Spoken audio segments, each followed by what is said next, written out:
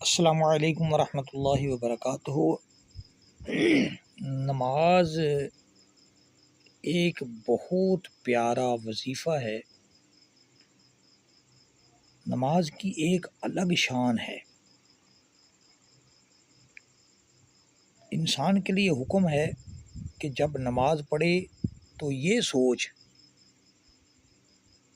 کہ تو اللہ تعالیٰ کو دیکھ رہا ہے، اور اگر یہ نہیں سوچ سکتا تو کم از کم یہ ضرور سوچ کہ اللہ تعالیٰ تجھے دیکھ رہا ہے، تو یہ تیرے ایمان کا آخری درجہ ہوگا۔ یہ حدیث پاک کے الفاظ ہیں۔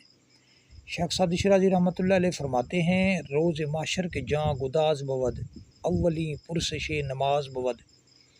قیامت کے دن انسان کا جسم موم کی طرح پگھل رہا ہوگا، اور سب سے پہلا سوال نماز کا ہوگا۔ تو جب تم نماز کے لیے کھڑے ہوتے ہو، سر سے آسمان تک رحمت الہی گھٹا بن کر چھا جاتی ہے۔ فرشتے تیرے چہرے کی طرف جمع ہو جاتے ہیں۔ ایک فرشتہ پکار کر کہتا ہے، اے نمازی، اگر تو دیکھ لے کہ تیرے سامنے کون سی ذات ہے تو اللہ کی قسم تو قیامت تک سلام نہ پھیرے۔ ہم کتنا خوش نصیب ہوتے ہیں کہ جب نماز کی حالت میں ہوتے ہیں تو اللہ کریم عز و جل کی ذات سامنے ہوتی ہے، اور ہم اللہ رب العزت سے گفتگو کر رہے ہوتے ہیں۔ ہم دیکھ نہیں پا رہے ہوتے۔ اگر ہماری نماز بن جائے، ہم نماز کا ترجمہ یاد کر لیں اور ترجمے پہ نظر رکھتے ہوئے نماز کے الفاظ کو ادا کریں گے تو ہماری نماز واقعی ہی نماز بن جائے گی، اور ہم کامیاب ہو جائیں گے۔ بچے جب امتحان دیتے ہیں، سر فہرست ایک لکھا ہوتا ہے کہ یہ ایک سوال یا دو سوال لازمی ہیں، باقی اختیاری ہیں۔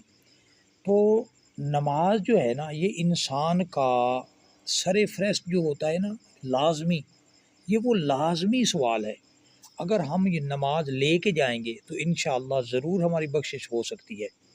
اگر نماز ہی نہ لے کے گئے تو سر فہرست جو لازمی سوال تھا وہ تو ہم نے پاس نہیں کیا، تو آگے بس اللہ تبارک و تعالی رحمت ہی فرمائے۔ دعا ہے کہ ہم سب 5 وقت کے نمازی بن جائیں، اللہ کریم اپنی رحمت میں ہمیں رکھے تو ہی کامیابی مل سکتی ہے، ورنہ ہمارا جو حال ہے ہم سب کچھ جانتے ہیں۔